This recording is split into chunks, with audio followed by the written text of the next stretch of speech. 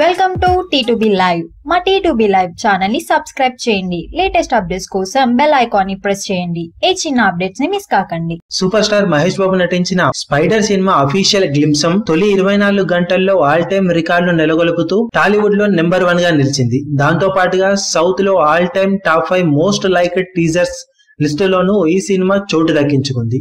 కాగా తొలి 24 గంటల్లో అత్యధిక లైక్స్ ను సాధించిన టీజర్స్ ఏవో గమనిస్తే తొలి ప్లేస్ లో అజిత్ కుమార్ హీరోగా నటించిన వివేగం సినిమా 2,86,000కు పైగా లైక్స్ తో టాప్ ప్లేస్ లో నిలిచింది. ఇక రెండో ప్లేస్ లో సూపర్ స్టార్ రజనీకాంత్ నటించిన కబాలి సినిమా 2,32,000 లైక్స్ తో టాప్ 2 ప్లేస్ ను దక్కించుకోగా, మూడో ప్లేస్ లో టాలీవుడ్ సూపర్ స్టార్ మహేష్ బాబు నటించిన స్పైడర్ సినిమా అఫీషియల్ గ్లింప్సం 1,92,000కు పైగా లైక్స్ తో మూడో స్థానాన్ని దక్కించుకుంది.